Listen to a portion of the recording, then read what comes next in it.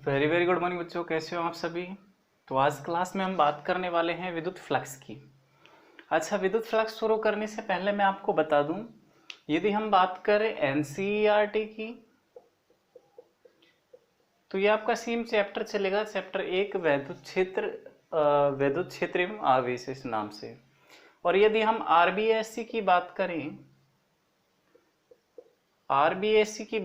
तो ये हमारा चैप्टर पीछे क्लोज हो जाता है, यहाँ से हमारा एक नया चैप्टर शुरू होता है और ये चैप्टर की हेडिंग हो जाती है यहाँ से गाउस के नियम एवं अनुप्रयोग, और ये सेकंड चैप्टर के अकॉर्डिंग चलेगा। चूंकि मैं एनसीईआरटी के अकॉर्डिंग चल रहा हूँ तो मैं इसको चैप्टर 1 करके ही चलूंगा, ठीक है। तो चलो स्टार्ट करते हैं। क्या होता है विद्युत क्षेत्र, इसको मैं रफ कर देता हूँ।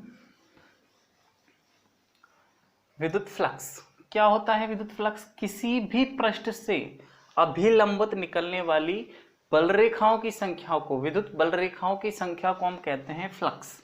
एक बार नोट किए देता हूं, डेफिनेशन क्या है। किसी पृष्ठ से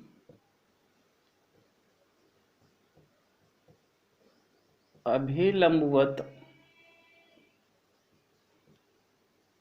निकलने वाली बल रेखाओं, यहाँ पे विद्युत बल रेखाएं, विद्युत बल रेखाओं की संख्या को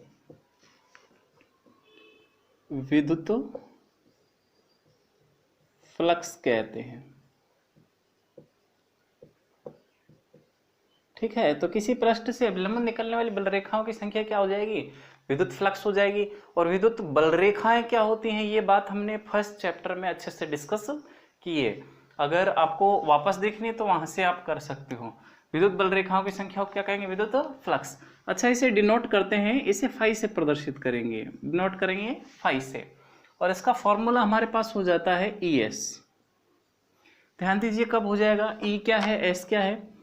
ई एक प्रश्न लिया मैंने और इससे अभिलंबित जो बल रेखाएं निकलेंगे उसे फ्लक्स कहेंगे हम। तो मान के चलता हूं मैं, विद्युत क्षेत्र की तीव्रता इस डायरेक्शन में है और ये जो क्षेत्रफल सदिश है वो भी इस डायरेक्शन में है, तब हम फॉर्मूला यूज लेंगे phi is equal to ES। यहाँ पे E हो जाएगा विद्युत क्षेत्र की तीव्रता, S हो जाएगा क्षेत्रफल सदिश, ठीक है। कई बार इसी फॉर्मूले को ऐसा नोट किया होता है, इंटीग्रेशन EDS। इसमें क्या है, ध्यान दीजिए। अब यहाँ पे S की जगह लिया हुआ DS, तो DS मतलब क्या है, यहाँ पे क्षेत्रफल अल्पांश लिया हुआ है। क्षेत्रफल एक छोटा सा क्षेत्रफल अल्पांश लिया हुआ है उसका, और जब इंटीग्रेशन कर रहा है तो ऑब्वियसली E तो यहाँ से आ जाएगा बाहर। DS के अकॉर्डिंग जब इंटीग्रेशन होगा तो E तो बाहर आ जाएगा इंटीग्रेशन से, और DS का जब इंटीग्रेशन होगा तो क्या आएगा, S आएगा। ये S क्या है, कुल क्षेत्रफल। तो ये DS का जब हम इंटीग्रेशन करते हैं तो क्या आएगा, S आएगा, जो कि ऑब्वियसली क्या है, क्षेत्रफल है। अच्छा, यदि क्षेत्रफल सदिश और विद्युत क्षेत्र की तीव्रता एक ही दिशा में ना हो तब क्या करें। मान के चलो क्षेत्रफल सदिश जो है ये इस डायरेक्शन में है, विद्युत क्षेत्र की तीव्रता इस डायरेक्शन में है, इनके बीच एंगल है थीटा। तो इस समय इनका 36 घटक लेके हम निकालते हैं विद्युत क्षेत्र की, विद्युत फ्लक्स जो है, विद्युत फ्लक्स यहाँ से हो जाएगा EDS cos थीटा, ठीक है। ये भी क्षेत्रफल अल्पांश से ले लिया, यहाँ पे मान के चलो DS एक अल्पांश है और DS और E के बीच जो है कोण है थीटा, और कोण थीटा है तो यहाँ पे फॉर्मूला बनेगा हमारा EDS cos थीटा। तो डरने की आवश्यकता नहीं, यहाँ पे विद्युत क्षेत्र की तीव्रता और क्षेत्रफल सदिश का जो गुणनफल है वही होता है विद्युत फ्लक्स, ठीक है। अच्छा, इसका जो मात्रक है, मात्रक की हम बात कर लेते हैं, इसको रफ कर देते हैं। विद्युत फ्लक्स का जो मात्रक है वो होगा newton metre square coulomb inverse. कैसे हुआ, ध्यान दीजिए। विद्युत क्षेत्र की तीव्रता का हमने फॉर्मूला मात्रक निकाला था, क्या होता था, न्यूटन कूलम इनवर्स। एक बार मैं फिर से आपको रिवाइज किए देता हूं, कैसे आता था। E इज इक्वल टू क्या होता था, F/Q, ऐसा ही होता था। E is equal to F/Q होता था। तो यहाँ से बल का मात्रक न्यूटन निकाला था हमने और आवेश का मात्रक कूलम, तो न्यूटन कूलम इनवर्स तो हो गया विद्युत क्षेत्र की तीव्रता का मात्रक। मीटर स्क्वायर क्षेत्रफल सदिश, क्षेत्रफल के लिए जो मात्रक होता है मीटर स्क्वायर यूज लिया जाता है। ठीक है, तो यहाँ से क्लियर हुआ किसी पृष्ठ से अभिलंब लंबवत गुजरने वाली बल रेखाओं की संख्या को क्या कहेंगे, फ्लक्स कहेंगे। इसका मात्रक क्या हो गया, मात्रक हो गया newton metre square coulomb inverse हो गया। फॉर्मूले की यदि बात करें हम तो formula phi is equal to EDS cos theta हो गया। ठीक है, अब नेक्स्ट हम चलते हैं सतत आवेश वितरण पर। आवेश वितरण क्या होता है, ध्यान दीजिए। नेक्स्ट हम बात करने वाले हैं सतत आवेश वितरण।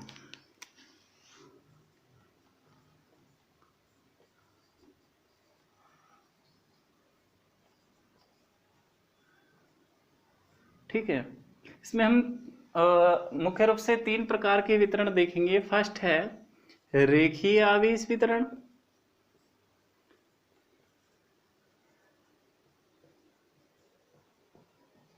ठीक है। दूसरा हम देखने वाले हैं पृष्ठ आवेश वितरण, और तीसरा देखने वाले हैं हम आयतन आवेश वितरण। तो हम एक एक को डिस्कस कर लेते हैं। पहले रेखीय आवेश वितरण क्या होता है सर? तो रेखीय आवेश वितरण क्या होता है, ध्यान दीजिए। जब भी किसी चालक छड़ को या फिर एक लंबे सीधे तार को, किसी चालक तार को या फिर एक चालक छड़ को, ठीक है, आप आवेश देते हो तो वो उसकी सारी लंबाई पर एक समान रूप से वितरित हो जाएगा।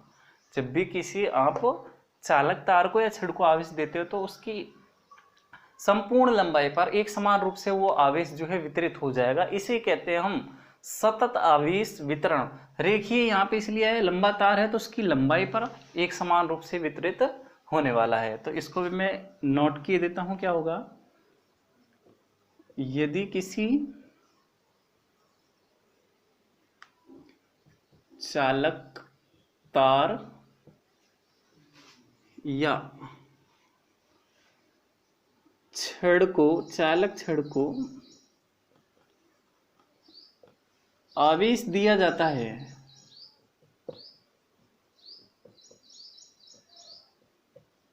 तो वह उसकी संपूर्ण लंबाई पर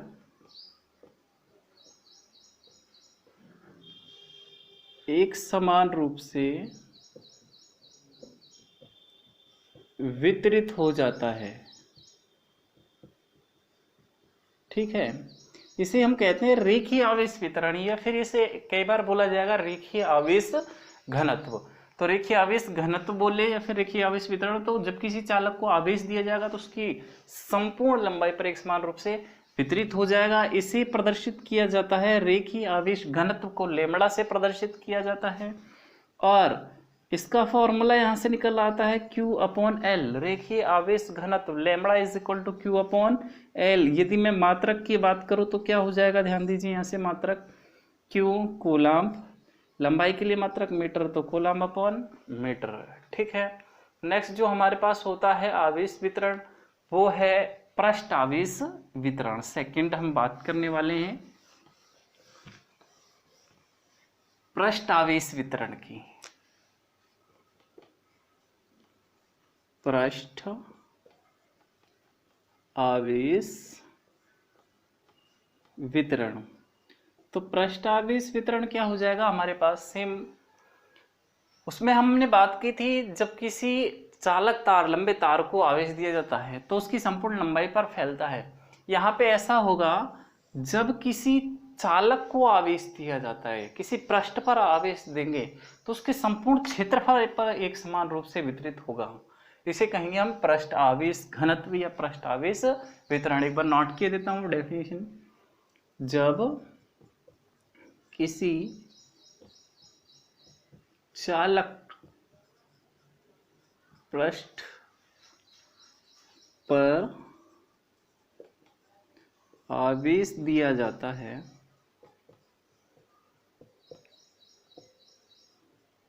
तो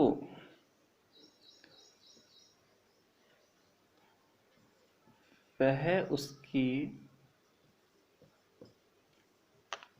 संपूर्ण क्षेत्रफल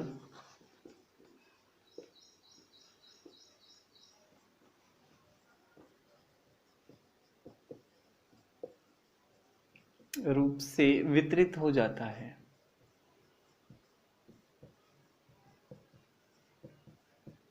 ठीक है, जब किसी चालक पृष्ठ को हम आवेश देंगे तो उसके संपूर्ण क्षेत्रफल पर एक समान रूप से वितरित होगा और इसे हम कहेंगे पृष्ठ आवेश घनत्व। इसे व्यक्त किया जाता है, इसे प्रदर्शित किया जाता है सिग्मा से, और यहाँ से इसका फॉर्मूला हो जाता है Q अपॉन S। S क्षेत्रफल है, तो इसका मात्रक क्या हो जाएगा, यहाँ से पृष्ठ आवेश घनत्व का मात्रक हो गया कूलाम अपॉन मीटर स्क्वायर। बड़ा ही इजी है यहाँ से। ठीक है, नेक्स्ट हमारे पास होता है आयतन आवेश वितरण। थर्ड जो है वो है हमारे पास आयतन आवेश वितरण। आयतन आवेश वितरण या आयतन आवेश घनत्व। तो ध्यान दीजिए, जब किसी त्रिविम आकृति को, ठीक है, त्रिविम आकृति को 3D ऑब्जेक्ट को हम क्या करेंगे, आवेश देंगे, तो वो क्या होगा, उसके संपूर्ण आयतन में फैलेगा। जैसे आप किसी ग्लास है उसमें पानी भरो, ठीक है, कि कोई बोतल है उसमें पानी भरो, तो उसके एक आयतन में फैलता है वो एक समान रूप से। वैसा ही जब किसी 3D ऑब्जेक्ट को, त्रिविमी आकृति को आवेश दिया जाएगा तो उसके संपूर्ण आयतन में एक समान रूप से फैलेगा। नोट कर देते हैं, जब किसी त्रिविम आकृति को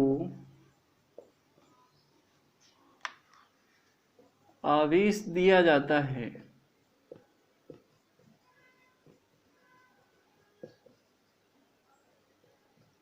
तो वह उसके संपूर्ण आयतन में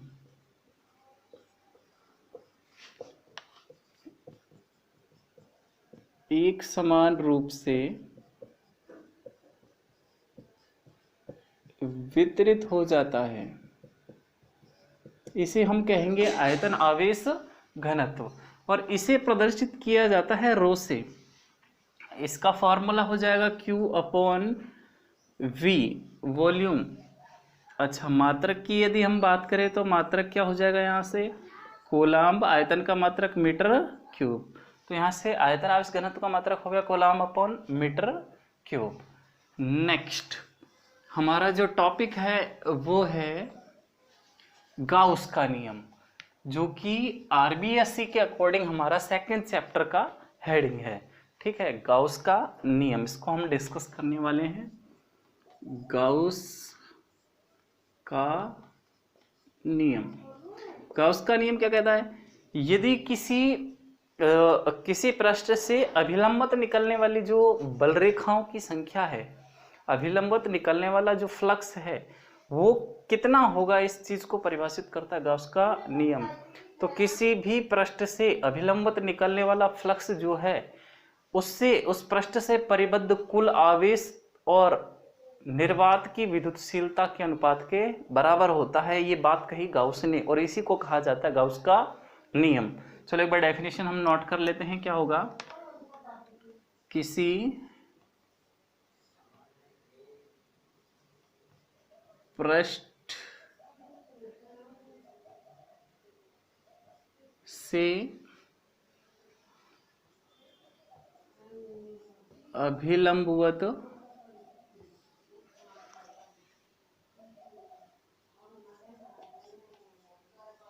निकलने वाला कुल फ्लक्स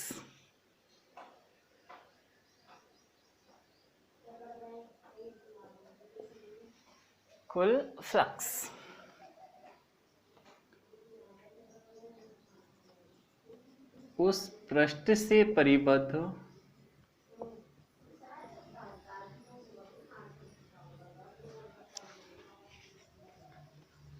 कुल आवेश एवं निर्वात की विद्युतशीलता के अनुपात के बराबर होता है। ये कहा गाउस ने। गाउस ने क्या कहा कि किसी पृष्ठ से अवलंबन निकलने वाला कुल फ्लक्स जो है वो कितना होगा। फ्लक्स के लिए उसने बताया फ्लक्स होगा उस पृष्ठ से परिबद्ध कुल आवेश जितना है उस पृष्ठ से परिबद्ध और निर्वात की विद्युतशीलता। तो यहाँ से फाई का वैल्यू जो निकल के आता है वो आता है sigma Q upon epsilon not. ध्यान देने की बात यहाँ पे ये है कि अच्छा हम यहाँ से यदि फ्लक्स का मात्रक निकालें तो सेम मात्रक कहीं पे भी नहीं बदलने वाला है। Newton metre square coulomb inverse same रहेगा, मात्रक चेंज नहीं होगा, चाहे फॉर्मूला आप कितने भी चेंज कर लो कहीं से भी। तो यदि हमने विद्युत फ्लक्स की परिभाषा से फाई की बात करी थी तो विद्युत फ्लक्स की परिभाषा से हमने बात करी थी, फॉर्मूला आता था EDS, phi is equal to EDS होता था। और यदि हम गाउस के नियम से बात करें तो गाउस के नियम से हमारे पास फॉर्मूला आता है sigma Q upon epsilon not. तो यहाँ पे ध्यान देने वाली बात यही थी कि आपको ध्यान रखना है कि फाई का वैल्यू EDS कहाँ से आया है। ये आया है विद्युत फ्लक्स की परिभाषा से, ठीक है। जब गाउस का नियम कह दिया जाए तो गाउस के नियम से ये आने वाला है sigma Q upon epsilon not, ठीक है। अब यहाँ पे गाउस के नियम के लिए कुछ आवश्यक शर्तें हैं जो आप देखेंगे नीचे।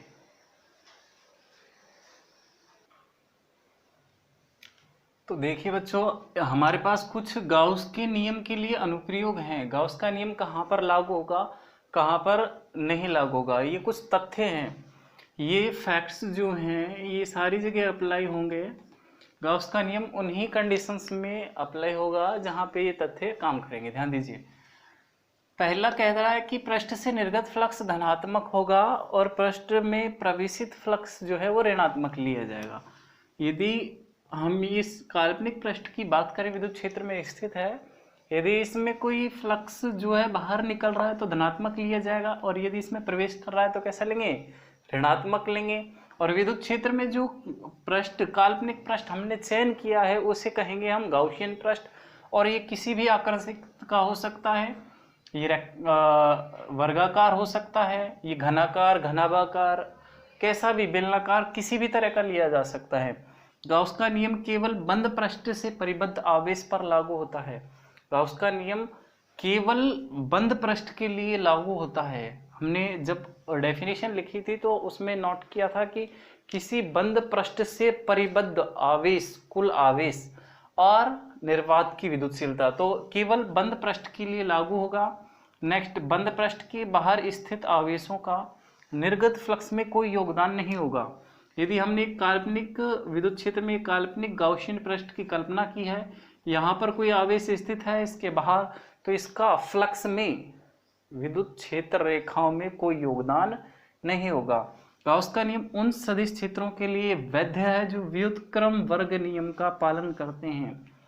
कौन सा व्युत्क्रम वर्ग नियम, कूलाम का व्युत्क्रम वर्ग नियम, कूलाम के नियम का जो पालन करते हैं उन्हीं सदिश क्षेत्रों के लिए गाउस का नियम वैध है। नेक्स्ट, फाई का मान आवेश की मात्रा, प्रकृति और माध्यम पर निर्भर करता है। आवेश की मात्रा पर निर्भर करेगा, आवेश अधिक होगा तो फ्लक्स अधिक निकलेगा, प्रकृति पर निर्भर करेगा और माध्यम पर निर्भर करेगा।